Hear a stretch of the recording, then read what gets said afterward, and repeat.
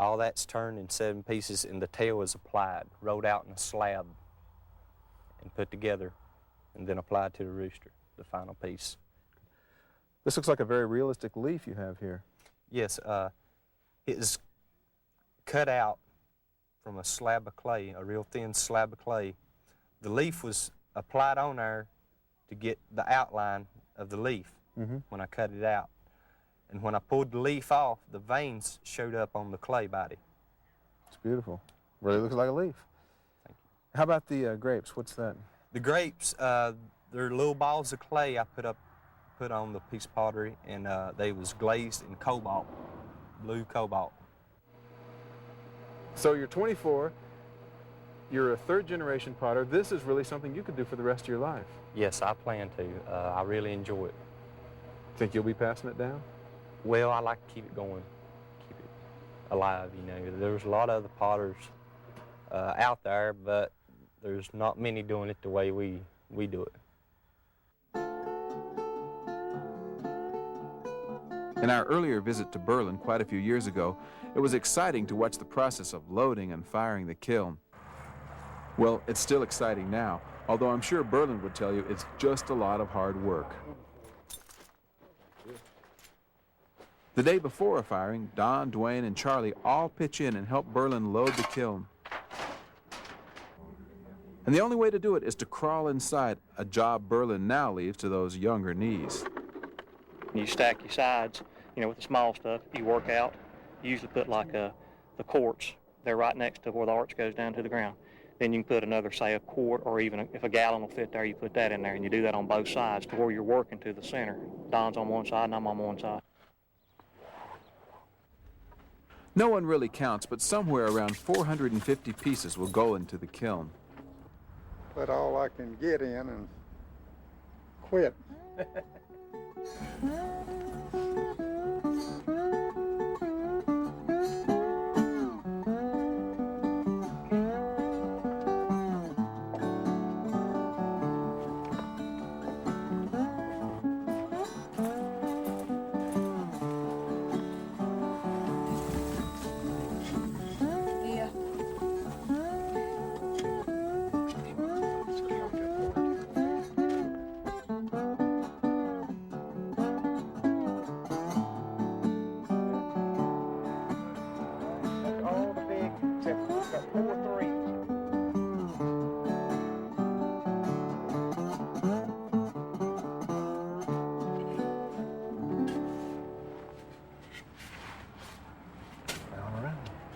When it's full, Charlie crawls out for the last time. Now the entrance will be bricked up and it'll be ready for firing the first thing the next morning. Oh yeah, got a good shot. A single brick is left that can be removed to check on the progress of the firing. Ready for the fire. Okay, let's got it. The firing of a groundhog kiln takes all day and into the night. It has to start slowly. Too much heat too fast will cause the pots to crack and break. You don't want to fire too fast. If you do, it'll blow up. Go like a dynamite way down in the ground, something way deep, the way it sounds when one blows up. You can hear it. You'll know it when it blows up. Believe it or not, this entire stack of pine wood will all be gone by the time the firing's done. You can use some poplar or oak when you start, but it don't make a blast. It'll burn your pottery up. Oak or poplar, it don't make the blast like pine would. For most of the day, it's a matter of keeping the fire stoked to maintain the proper heat. It will be late in the afternoon before Burlon decides the kiln is ready to have the heat cranked up.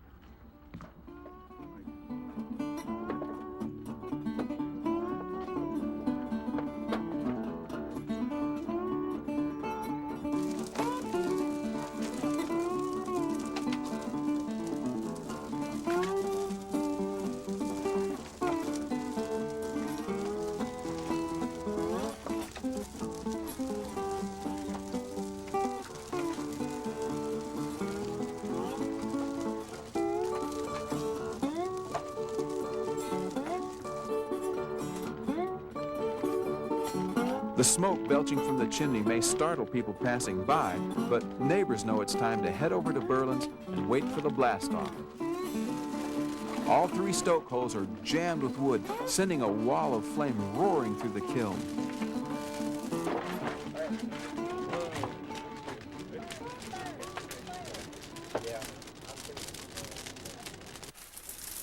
You're getting down on your wood now.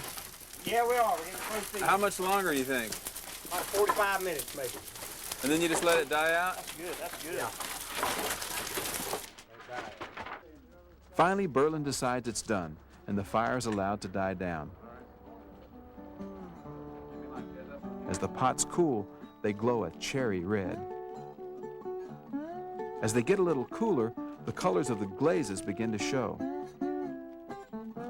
But it'll take a couple of days before everything has cooled off enough to take it all back out.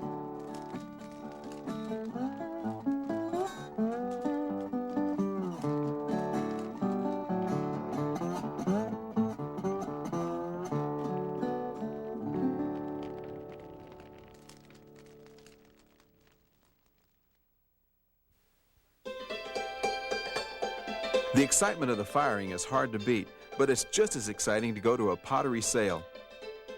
At Burlon's, it's become sort of a community event. When it's time for Burlon's sale, usually in the fall, people just seem to know. It's never advertised, word just spreads.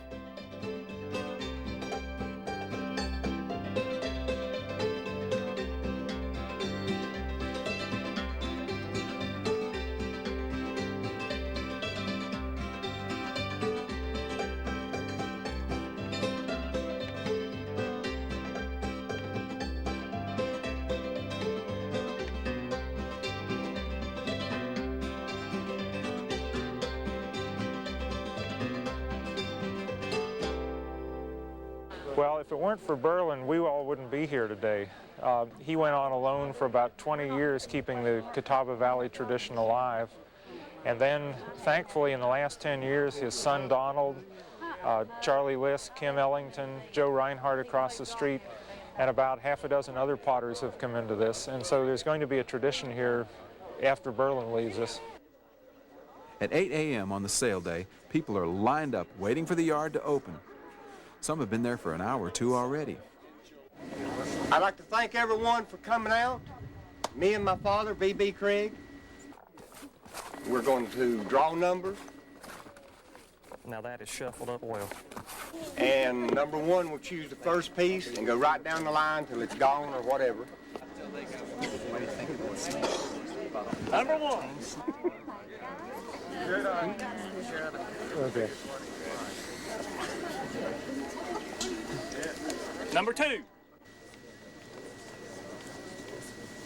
Terry Zugg has been coming to these sales for years. He always likes to hear why other people come to buy the pottery. Owning something from a person that was had a display in the Smithsonian Institute, I guess, is one reason. That's a good reason. Why I wanted to get something of his. Do you enjoy coming to buy from him as opposed to, say, buying it in a store? Yeah, because I think I'm getting a whole lot better price than if I bought it in a store somewhere. 35. 35. Well, I think this pottery is a little different from Seagrove. This is really the old southern pottery. You have large forms, the alkaline glaze, a lot of the old shapes like the churn jar and the syrup jug, face jug. They don't make a lot of this down in Seagrove. In Seagrove, they make pots that are more to be used in contemporary households as tablewares. So what you're getting here is the old southern tradition. 40. 41. We've been coming for 20 years. In fact, 96 marks our 20th year, and we've only missed 2 kiln openings in those 20 years. Now, how many pots do you have at your house then? We have probably more than 200 Burlon Craig pots. And what do you do with these varieties? We admire them and rub them and dust them and love them because they're wonderful. 43. These are people who want to keep them in their homes. I think they see them as a symbol of the good old days. A lot of people up here were originally farmers. They use these pickle jars and such in their homes, so they see these as part of what their grandparents did. 49. Do you like face jugs a lot? Yeah. Do they? Why? Do you associate anything with them, or? Well, I guess it's more that we associate Burlon with them, you know, and just appreciate his wonderful work and that he's done through the years. 57. He's sort of connection between the current potters and the traditional potters, and that just means a lot to us. It means a lot to be here. It really does. Time and the changing market have made a difference to Burlon. He used to have several kiln openings a year. Now it's about once a year. Well, he's 82 years old. I think he deserves to take it a little easier.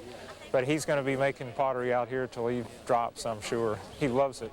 I mean, it's really in his blood. Burlon is often amused when he hears people refer to him as an artist. I don't consider myself an artist. No farmer that makes some pottery. That's what I am.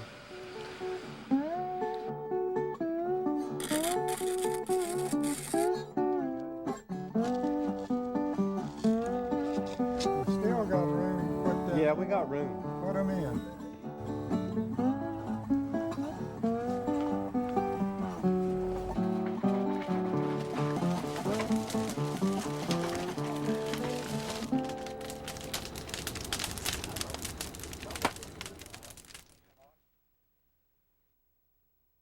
Partial funding for Folkways has been provided by the Z. Smith Reynolds Foundation and the North Carolina Arts Council.